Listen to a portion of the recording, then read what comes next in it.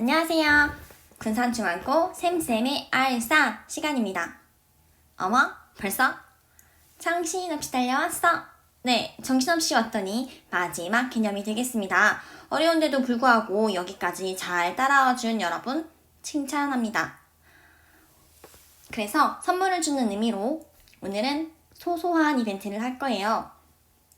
오늘 선생님 노트랑 내가 나눠준 니네 노트가 뭐가 다른지 숨은 그림 찾기를 해서 하나, 찾는다. 둘, 선생님 노트랑 똑같이 적는다. 셋, 학교에서 나에게 증거를 내민다.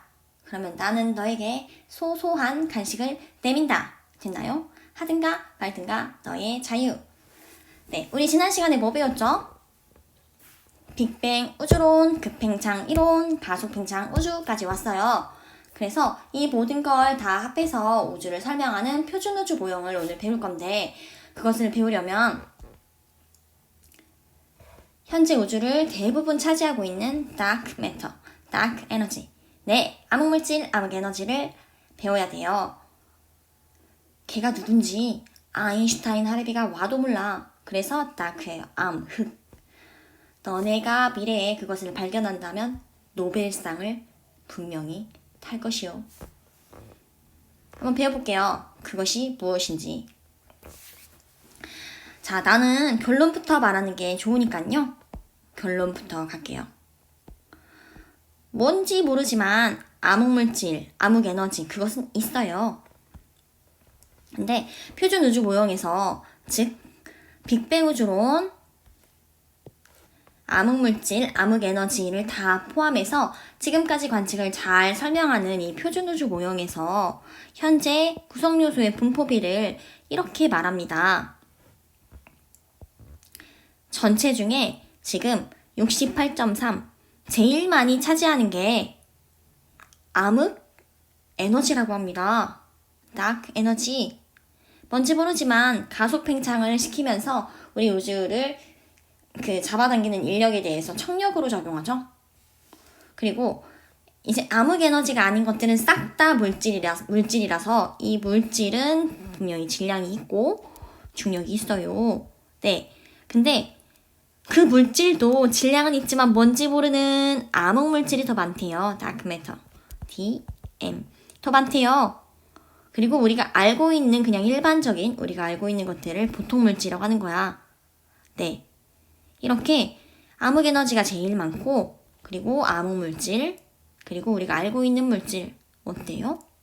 가뜩이나 어려워 죽겠는데 알고 있는 것보다 모르고 있는 게 한참 많죠? 너네가 알아나면 되겠네요. 여기서 우리는 현재 우주 구성 요소의 비율을 외운다. 어떻게 외우냐? 전화번호를 외운다. 010 2683 2683 어떻게? 암흑물질의 비율인데? 그쵸? 그 다음에 68.3 암흑에너지의 비율인데? 됐죠? 010-2683 외웠네. 네, 그래서 만약에 이런 구성비가 나온다? 아이고, 그냥 현재야. 요놈이 암흑에너지, 암흑물질, 보통 물질. 오케이? 답 달아줬네. 자, 그러면 이거를 갖다가 이제 여기다가 말을 해볼게. 미안해, 거꾸로 해서. 시간에 따른 우주 구성 요소의 밀도 변화를 우리 한번 예상을 해보자.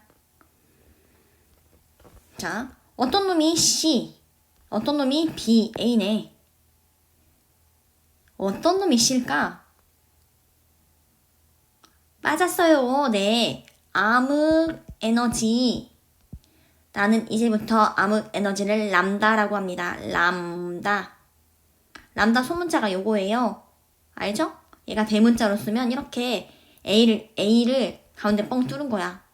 그래서 람다. 자, 암흑 에너지는 공간 자체가 갖는 청력이야.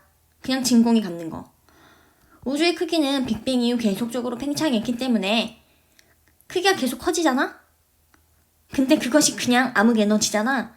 따라서 크기도 커지면서 그 양 자체가 계속 늘어나기 때문에 밀도를 계산할 때 우리는 크기분의 양이잖아요. 그냥 네, 그런데 크기가 커지고 양이 같이 커진다면 밀도는 일정하겠네요.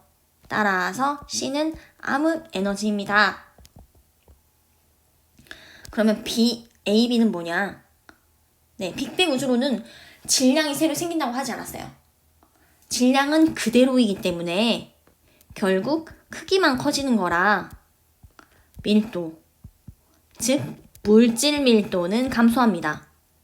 근데 이때 어쨌든 물질 밀도가 현재 암흑 물질이 더 많고 보통 물질이 더 적어.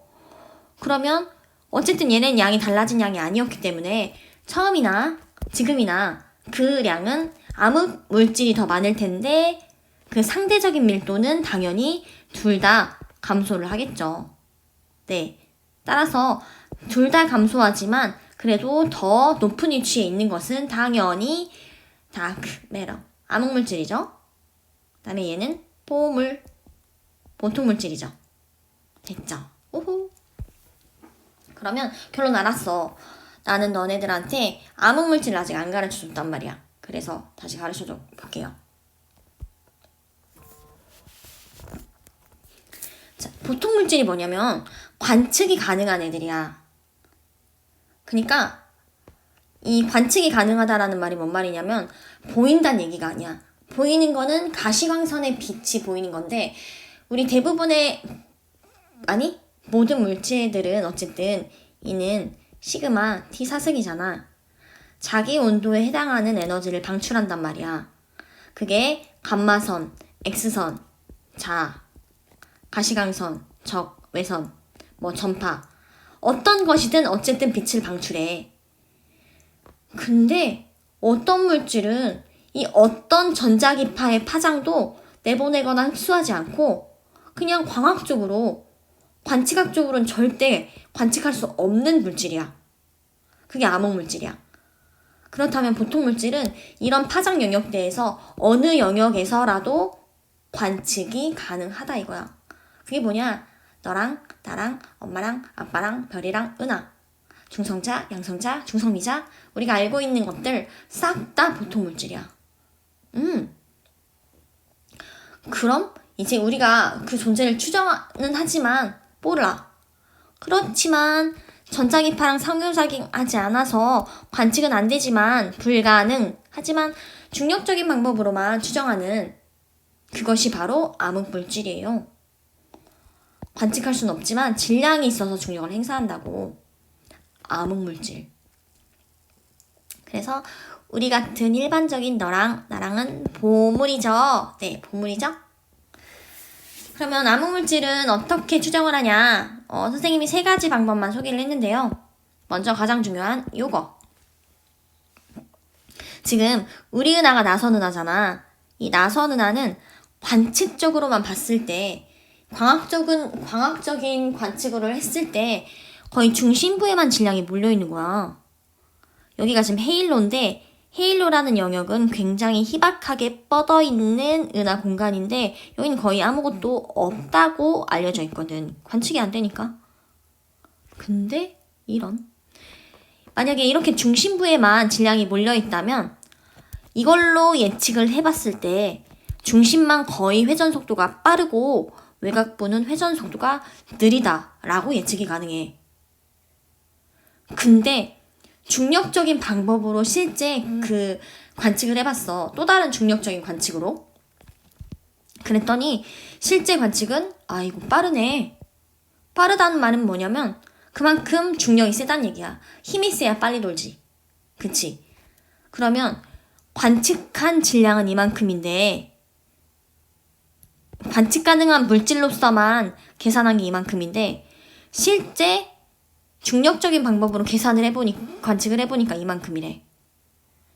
이게 실제야. 따라서 이만큼의 차이는 결국 되지는 않지만 질량이 있는 어떤 물질이 있구나라는 걸 도입할 수밖에 없게 돼. 따라서 이때 도입한 게 바로 암흑 물질이야. 봐봐. 이 은하 외곽부의 속도를 한번 비교를 해볼게. A가 빨라, B가 빨라. 그쵸? A가 빠르지. 뭔 말이야? 은하 외곽부에는 우리가 관측한 것보다는 더 많은 질량이 있다. 그게 뭐다? 암흑물질. 네, 따라서 은하 외곽부에 그 암흑물질이 많다라는 걸 알 수 있어. 이걸 또 다른 방법으로 추정을 할 수 있는데 어떻게 추정을 하냐면 우리 지구에서 봤을 때 지금 어떤 천체를 봐야 돼. 근데 그 천체 사진을 찍었더니 예를 들어 상이 이렇게 3개가 왜곡되어 찍히는 거야. 본질은 하나인데. 왜 그러느냐? 우리 이전 시간에 배웠죠? 중력 렌즈 현상, 미세중력 렌즈 현상. 이거 한번 배웠었잖아? 만약에 가운데에 어떤 강력한 중력을 내는 천체가 있다면 이 방사상으로 퍼지는 뒷천체의 빛을 이렇게 굴절시켜서 휘게 하기 때문에 우리가 볼 때는 빛이 직진한다고 해석하니까 여기에 상이 있다고 잘못 봐. 따라서 왜곡된 상이 찍히는데 결국 이러한 현상은 이 가운데 강력한 중력이 있구나, 즉 암흑물질이 있구나 라는 것을 예상할 수 있게 돼. 알았죠? 자, 또 하나. 은하단에 속한, 즉 은하들의 집단이다. 은하단에 속한 은하들의 이동 속도가 너무 빨라. 근데 그렇게 빨리 도는 은하들의 속도로 계산을 해보면 그 속도로서는 우리 관측 가능한 질량으로 그 속도를 잡아둘 수가 없어. 걔네는 다 튕겨 나갔어야 맞아. 따라서 이 은하들을 묶어놓을 수 있는 구심점이 되는 중력이 필요한데 그러면 또 이 암흑물질의 질량을 계산을 포함을 시켜야 할 수밖에 없어. 네, 따라서 그렇게 해도 암흑물질의 질량이 계산이 돼요. 그래서 암흑물질은 현재 보통 물질보다 훨씬 많아. 다음, 중력과 반대인 청력으로 작용하면서 우주를 가속 팽창시키는 존재 람다라고 기호를 써요. 이건 뭐다? 암흑 에너지다. 지난 시간에 했죠. 따라서 암흑물질의 역할은 불균질하게 존재하면서 우주 초기에 별과 은하를 생성시켰고 암흑 에너지는 우주의 청력으로 작용하면서 가속 팽창을 하는 원인이 되는 물질이에요. 시간에 따른 물질과 암흑 에너지의 밀도 변화를 한번 볼게요. 시간이 지나면서 암흑 에너지의 밀도는 어떻게 된다고? 그치.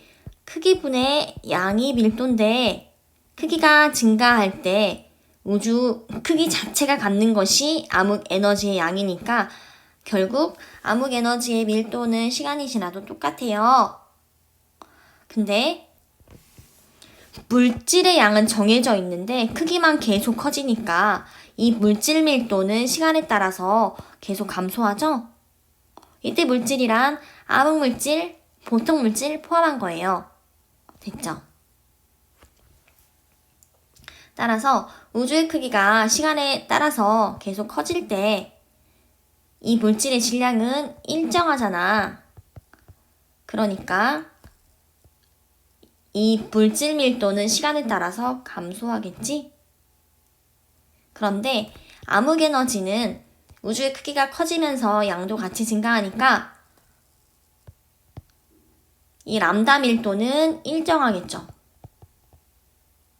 그렇다면 우주 전체에서 점점점 암흑 에너지 물질 밀도 이거 D 지우세요. 물질 밀도의 비율은 어때요? 그쵸, 점점 감소하죠. 왜냐면 우주 전체에서 암흑 에너지는 계속적으로 투입이 되는데 물질의 양은 한정돼 있잖아. 계속 정해져 있잖아. 그러니까 전체에서 본인이 차지하는 비율은 계속 감소하지. 하지만 암흑 에너지는 계속 들어오니까 전체 중에 차지하는 비율도 계속 증가하죠. 아주 중요한 거.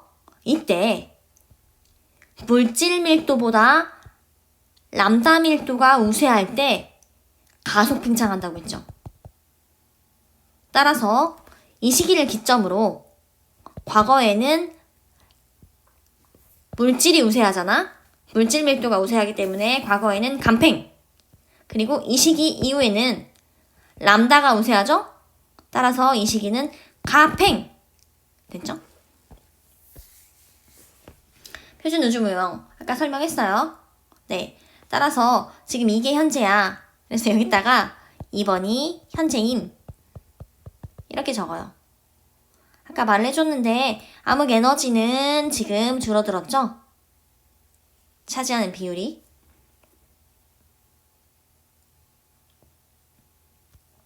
선생님 막 잘못했는데? 나 왜 그러지? 여기 이게 암흑 에너지잖아. 이게 암흑 에너지는 그 비율이 많이 늘어났죠? 근데 이게 암흑 물질, 그리고 이게 보통 물질이겠지? 이것은 시간이 지남에 따라서 계속적으로 비율이 감소하죠? 네. 그래서 시기를 주어주지 않아도 어떤 게 현재인지 맞출 수 있어야 돼요. 이거 아까 했죠? 넘어가.